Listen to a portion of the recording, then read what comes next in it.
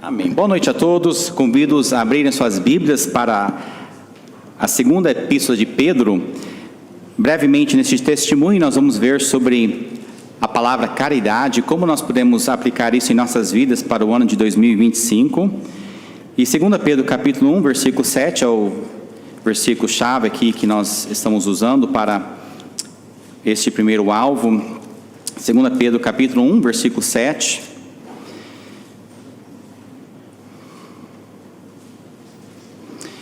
O contexto aqui está falando sobre o que nós, como cristão, devemos ter em nossas vidas. Voltando lá no versículo 5, fala sobre a fé, e nós devemos então acrescentar à nossa fé várias características para a vida cristã. E chegando no versículo 7, diz que nós devemos, além de ter a fé e todas essas qualidades, nós devemos também ter o amor fraternal.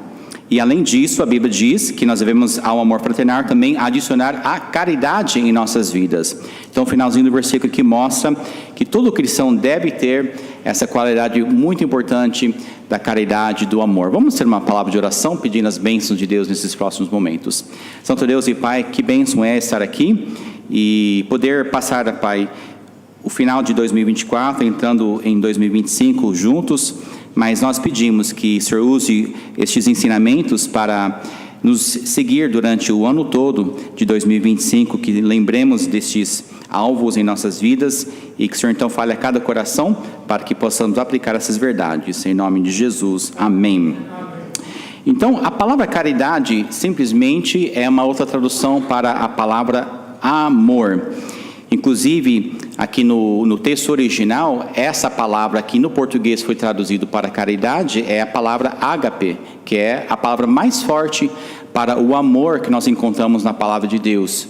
Então você vê aqui, não é só a gente usa muitas vezes a palavra caridade, e nós pensamos em uma qualidade do ser humano, mas isso vai muito fundo.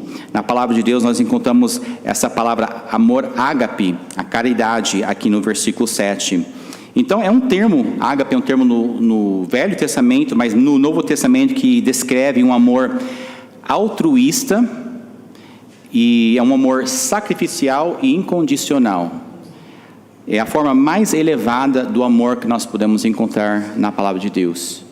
Então aqui é um mandamento, uma instrução em 2 Pedro, que nós como cristãos, nós devemos ter esse tipo de amor em nossas vidas. Então não é assim uma caridade simples qualquer, mas um amor muito profundo, este amor ágape. Então, algumas ideias aqui, alguns pensamentos para levarmos conosco neste ano de 2025. Caridade é uma ação.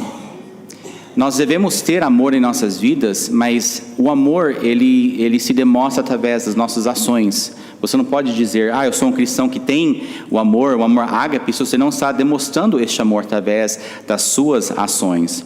Então, eu desafio a cada um que está aqui nessa noite a lembrar, através deste próximo ano que entra, a demonstrar e pôr em prática o seu amor. Nós amamos a Deus, então vamos provar que nós amamos a Deus. Como que nós podemos provar isso? Através da nossa participação, da nossa ajuda, através da sua igreja local, da sua ajuda para com seu irmão, para com seu vizinho, enfim, pôr em prática, em ação, esta caridade. Não apenas dizer que nós somos crentes amorosos, que nós amamos, mas realmente demonstrar isso através de nossa ação. Então eu gostaria muito de ver em nossa igreja, neste próximo ano, uma demonstração mais forte da caridade. Eu gostaria de ver os irmãos demonstrando isso através do seu comportamento para com o seu próximo, através do jeito que você trata as pessoas, que você vai atrás do irmão que está desanimado, das suas ações para com o seu próximo. Também gostaríamos de ver isso através da igreja, mais participação em todas as áreas da igreja, nas atividades que nós temos, participação na cozinha, participação com eventos, enfim, tudo que Deus abre a porta para você, participe. E faça disso um alvo na sua vida, que você venha a demonstrar o amor mais puro que nós podemos ter através das nossas ações, uns para com os outros e através da nossa igreja local. Caridade também é sacrificial. O amor ágape é um amor sacrificial. Nós temos o mais belo, o mais perfeito exemplo disso na vida de Cristo Jesus. Quando Deus deu o seu Filho unigênito, Jesus Cristo veio, viveu aqui nessa terra 30 e tantos anos e morreu na cruz pelos nossos pecados. Este amor foi o amor mais puro, o amor ágape, que Ele demonstrou para conosco. E a Bíblia não diz assim, que como Cristo nos amou, nós devemos também assim amar? Então é muito difícil fazer isso e pôr em prática, mas nós devemos amar de uma forma sacrificial. E não apenas quando é conveniente, pois é um amor altruísta, um amor que não pede nada em volta, um amor sacrificial. Então neste ano que entra, vamos demonstrar o nosso amor, a nossa caridade, através do nosso sacrifício. Não é fácil necessariamente participar de todos os cultos da igreja, não é fácil participar das atividades, não é fácil às vezes participar da programação do lanche, participar com os jovens, ajudar com isso, ajudar com aquilo, e enfim, exige um certo sacrifício, e às vezes nós nos cansamos e nós nos desanimamos, mas precisamos mostrar a nossa caridade através do nosso sacrifício. Então que em 2025 a nossa igreja seja uma igreja sacrificial, uma igreja que doa de si mesmo para a obra de Deus em amor. A caridade não espera nada em retorno. Nós amamos sem esperar algo de volta. E isso eu acho que é uma das características mais difíceis do amor ágape. Porque nós como ser humano, nós gostamos de amar e ser retribuídos, né, irmão Zander? Quando eu pego e dou um aperto de mão, eu gosto que ele retorne o aperto na minha mão. É muito sem graça você pegar na mão de alguém e você vê que parece um peixe morto, né? Assim, não tem graça. Você vai dar um abraço em alguém, a pessoa fica ali parado assim. Você quer receber de volta este amor. Mas o amor verdadeiro, caridade, como nós encontramos aqui, é um amor que doa de si mesmo sem esperar nada em volta. Então que você faça algo para o seu irmão, para os domésticos da fé, para a pessoa que está necessitada, sem esperar que ela retribua o seu amor. Sem esperar que ela venha a ter o mesmo carinho por você que você demonstrou por ela. E isso sim é o amor verdadeiro. E caridade também é perdão. É perdoar. Eu acho que talvez seria uma das melhores características, né, da caridade que nós podemos demonstrar em 2025, o perdão. E perdão é porque pessoas falham contra a nossa pessoa. Eu sou falho e eu sei que eu já falhei com muitos de vocês, e nós vamos falhar uns com os outros nesse próximo ano. E Satanás vai querer nos dividir a igreja, tirar pessoas da igreja por causa de uma ofensa. A pessoa entrou na igreja e espera que o pastor cumprimente a todos, e nós procuramos fazer isso, mas de vez em quando nós não pegamos a mão de alguém, e a pessoa se sente ofendida. O pastor está de mal comigo, não sei o que lá, e as coisas mais inocentes causam aflito em nossas vidas, e nós temos que estar prontos a perdoar. Então vamos entrar neste ano com o coração cheio de perdão. Eu já peço perdão pelo que eu vou cometer contra você neste próximo ano, porque eu não sou perfeito, nós como pastores somos falhos, mas nós precisamos do perdão, não só receber, mas oferecer o perdão. E o perdão é algo que nós devemos dar sem esperar de volta. Pastor, mas a pessoa não quer me perdoar. Não, você tem a responsabilidade de perdoar ao seu irmão, ao seu vizinho, ao seu inimigo. Não é a sua obrigação de esperar que ele venha te perdoar. Isso é entre ele e Deus. A sua obrigação é que você o perdoe. E se ele não quer te perdoar, o problema é dele. Deus vai julgar ali aquela pessoa. Mas nós devemos estar com o coração limpo, sem amargura, e nós vamos ter um ano muito mais abençoado se nós conseguirmos fazer isso. Amar um ao outro, sem esperar nada em retorno, e um amor sacrificial. Isso sim vai ser uma igreja cheia de caridade, uma igreja cheia de perdão, e uma igreja cheia de amor. Então em 2025 vamos ser uma igreja que ama mais aos próximos. Vamos ser uma igreja que demonstra mais a caridade através das nossas ações, das nossas atitudes e do nosso perdão. 2 Coríntios 3, 4, 5 e 6. E é por Cristo que temos tal confiança em Deus, não que sejamos capazes por nós de pensar alguma coisa, como de nós mesmos, mas a nossa capacidade vem de Deus, o qual nos fez também capazes de ser ministros de um novo testamento, não da letra, mas do Espírito, porque a letra mata e o Espírito vivifica. Amém? Vamos fazer uma oração? Senhor Deus, nós agradecemos por mais um ano que está se findando, e obrigado por podermos encerrar esse ano aqui na Tua casa, em comunhão com os irmãos e principalmente debaixo da Tua santa presença. Ó Deus, nos abençoe por meio desta palavra também, assim como já nos abençoou anteriormente por meio do pastor Carlos, por meio da Tua palavra, e que possamos ser animados para iniciarmos esse novo ano com mais confiança em Cristo Jesus. Essa é a nossa oração, em nome de Jesus. Amém. O início de um novo ano sempre traz novas oportunidades, novos desafios, novas reflexões e também traz oportunidade de renovação para com as nossas vidas. E junto com o novo ano, resoluções, decisões também virão. E diante de tudo isso, oportunidades, reflexões, resoluções, aonde que nós estamos colocando, ou aonde você irá depositar a sua confiança?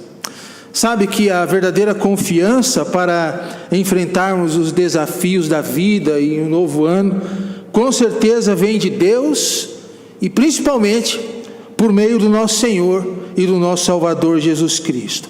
Pergunta aqui é: em quem temos colocado nossa confiança para planejar acerca do futuro?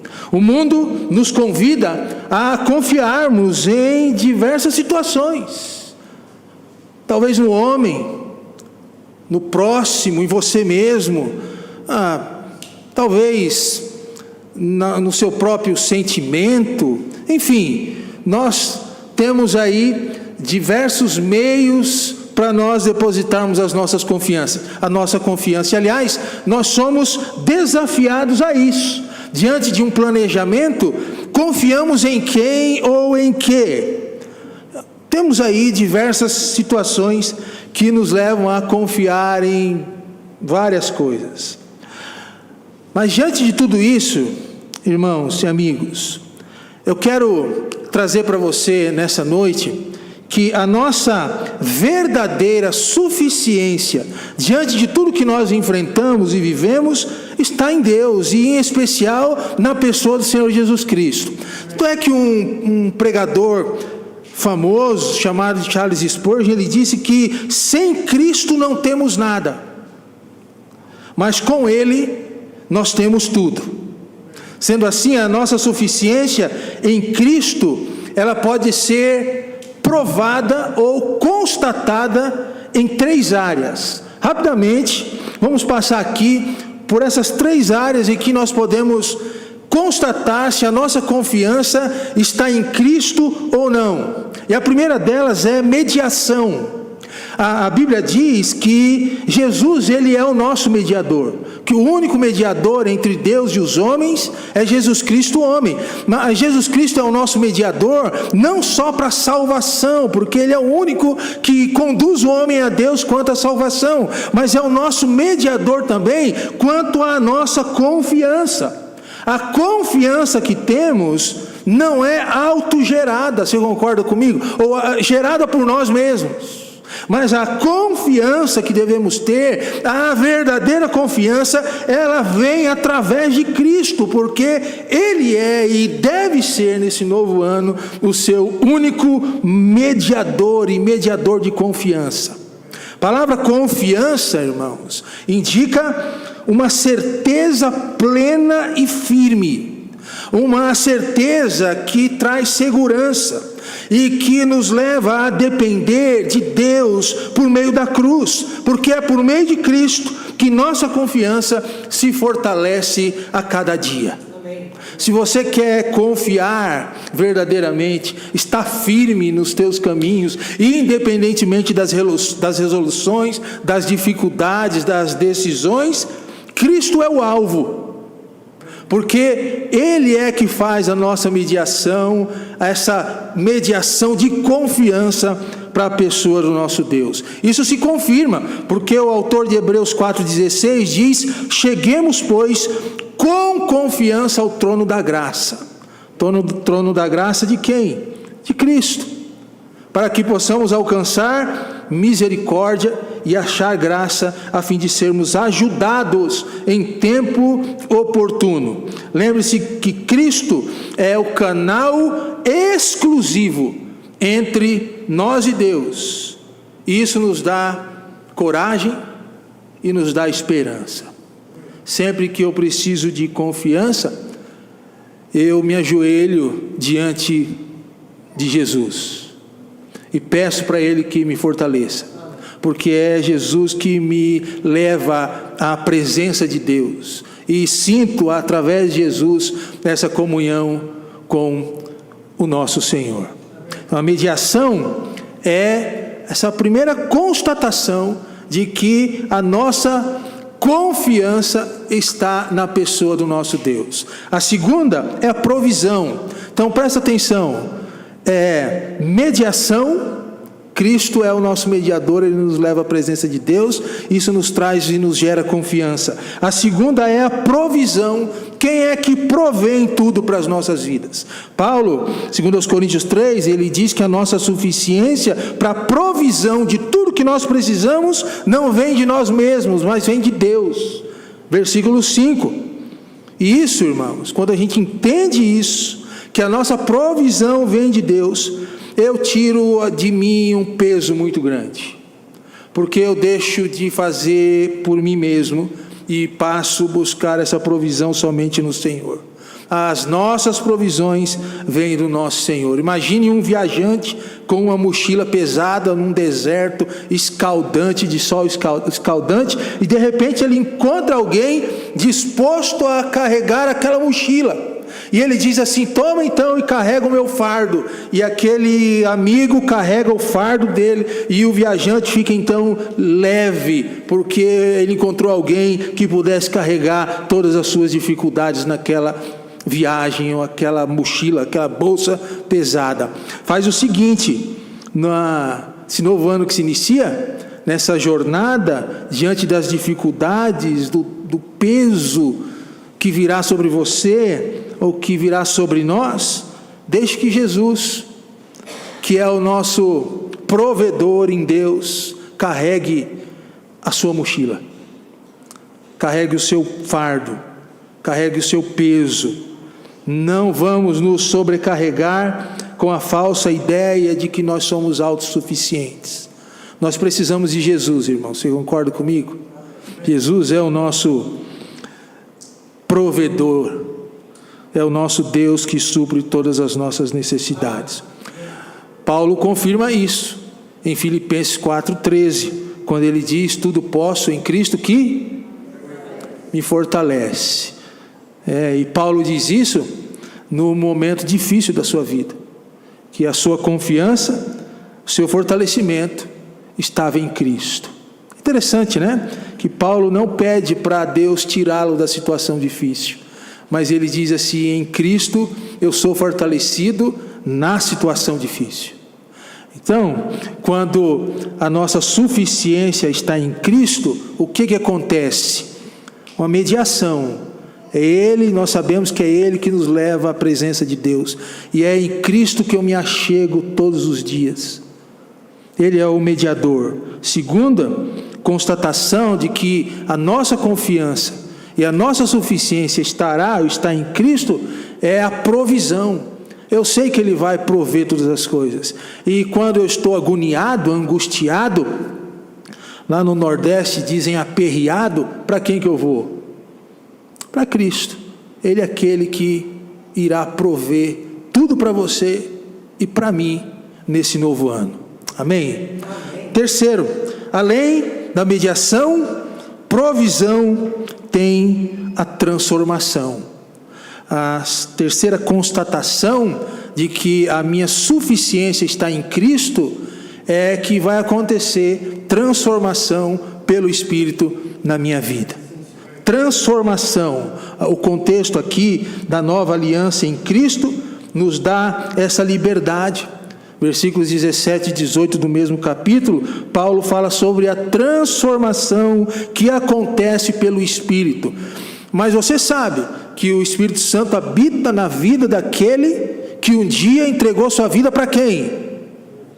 Para Jesus. É por isso que Jesus é a nossa confiança também para a transformação pelo Espírito. Porque sem Cristo não tem habitação do Espírito. Porque é crendo em Cristo, nós nos tornamos templo do Espírito Santo do Senhor. E é por meio do Espírito que haverá transformação nas nossas vidas. Irmãos, o que eu mais quero e o que eu preciso, todo mundo sabe disso, minha esposa sabe disso, meus filhos sabem disso e Deus sabe disso. O que eu preciso todos os dias da minha vida e precisarei nesse ano é ser transformado pelo Espírito Santo do Senhor. Na minha mente, no meu coração, nas minhas dúvidas, sabe, nas minhas dificuldades, na minha depravação, tudo. Eu preciso ser transformado pelo Espírito. Sabe como quando o oleiro molda o barro? Sabe? Que ele vai dando forma e vai dando aquela forma que ele quer dar. Bonito, às vezes mais fino em cima e mais largo embaixo, às vezes mais fino embaixo e mais largo em cima, e ele vai moldando. É assim que o Espírito Santo faz conosco, irmãos. Ele vai transformando e nos capacitando a cumprir o propósito de Deus nas nossas vidas. Se você deseja cumprir o propósito de Deus na sua vida, deixe o Espírito Santo transformar você. É só Ele que pode nos transformar.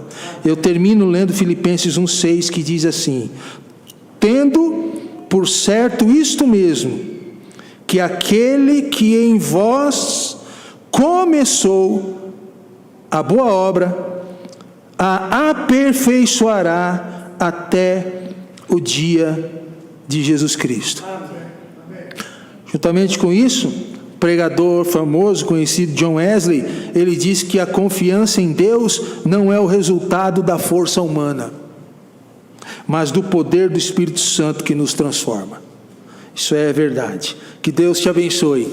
Que essa confiança, suficiência em Cristo, pode ser constatada em nós através da mediação, Ele é o nosso mediador, através da provisão, somente Jesus Cristo provê tudo que nós precisamos, e através da transformação do Espírito que habita em nós por meio de Cristo. E eu desejo, tanto para vocês quanto para mim, um ano de confiança renovada mais e mais na pessoa do nosso Senhor e Salvador Jesus Cristo. Amém? Deus te abençoe. Terceiro alvo para este ano de 2025 é um coração mais agradecido. Quando eu era criança, mesmo vivendo num lar não cristão, meus pais, antes de se separarem, sempre nos ensinaram a importância da gratidão. Eu cresci aprendendo tanto em casa quanto na escola a dizer duas palavrinhas chaves: obrigado e por favor. Por favor e obrigado. E eu sei que nós perdemos conexão com essas palavras por causa do progressismo intelectual e acadêmico que se instalou na nossa sociedade. E, consequentemente, nós estamos vivendo numa geração de pessoas mal educadas, ingratas, profanas, e principalmente indelicadas, rudes. Mas a palavra de Deus ainda ensina sobre a importância da gratidão. E a gratidão é um santo remédio. A neurociência ensina que a pessoa grata, ela tem menos problemas físicos e principalmente emocionais que a pessoa que não sabe reconhecer todas as bênçãos que tem. A pessoa grata, ela é uma pessoa liberta de si mesma. Ela é uma pessoa livre para sair de dentro de si e passar a enxergar o mundo do ponto de vista do outrem. Mas a pessoa que não é grata, tudo gira em torno dela. Por isso ela não consegue apreciar os mínimos detalhes que advêm de Deus e do próximo para abençoar a sua vida. A verdade nua e crua é que todos nós somos o que somos e temos o que temos, porque Deus usou alguém para nos abençoar. Amém, irmãos? Ninguém chegou até aqui sozinho e jamais vai chegar a lugar algum sozinho. E Deus está de olho na nossa gratidão. Então a pergunta que eu faço é se você e eu fomos gratos o suficiente neste ano que está se findando, ou se nós falhamos nesta área tão importante da nossa vida espiritual, da nossa vida emocional e da nossa vida social. Porque a falta de gratidão, ela vai atrapalhar todas as áreas da nossa vida, a começar pela área espiritual. Não saberemos como orar, não saberemos como lidar uns com os outros e como nos envolvermos na obra do Senhor, se não houver gratidão em nossas vidas. Porque é através da gratidão e pela gratidão que eu e você vamos começar na igreja e terminar na igreja no próximo ano. É através da gratidão e por causa da gratidão que eu e você vamos continuar no nosso casamento. É através da gratidão e por causa da gratidão que eu e você vamos fazer o nosso melhor no nosso trabalho secular, ainda que o nosso patrão não nos reconheça. Portanto, a gratidão, ela é a mãe de todas as boas atitudes. A gratidão é importante para a nossa vida social. Nós precisamos ser gratos. Caso contrário, uma única falha de alguém vai destruir todo um relacionamento, apesar de todas as bênçãos que aquele alguém já foi para a nossa vida. Nós somos péssimos contabilistas, porque nós realmente damos muito mais importância, muito mais peso a uma falha, a uma decepção, do que deveríamos dar, e damos pouco peso às bênçãos que as pessoas já proporcionaram para as nossas vidas. E através da gratidão também é que nós vamos manter uma mente sã, uma mente limpa de contaminação, uma mente pura perante Deus e perante os homens. Por isso que um dos alvos para este ano que se inicia é gratidão. E eu creio que é a falta da gratidão que tem tirado muitas pessoas da igreja, porque elas realmente habitam num erro, numa falha, num equívoco por parte da liderança ou de outros irmãos, e elas deixam de considerar todas as demais bênçãos, incluindo a salvação, amém, irmãos? Que elas receberam através daquele ministério. Quando eu era criança, eu tive o privilégio de crescer numa igreja onde um dos pastores vivia de princípios. Ele não vivia de emoções, ele não vivia de experiências, ele vivia de princípios. Nós até brincávamos que ele mais parecia um robô comandado do que um ser humano que exercia sua livre e espontânea vontade.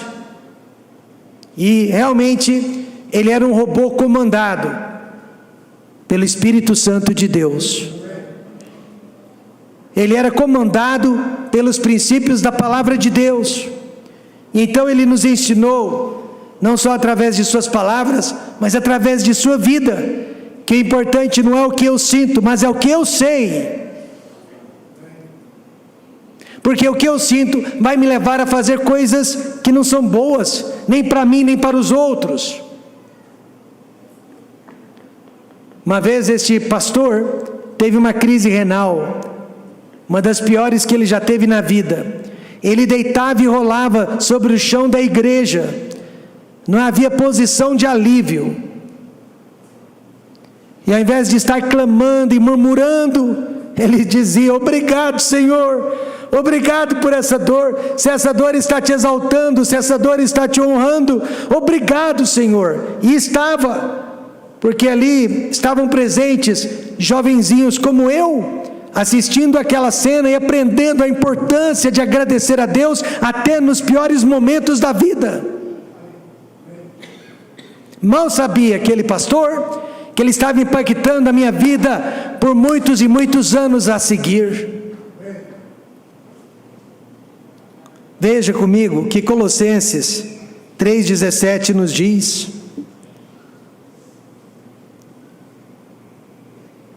e quanto fizerdes por palavras ou por obras, fazei tudo em nome do Senhor Jesus, dando por ele graças a Deus Pai.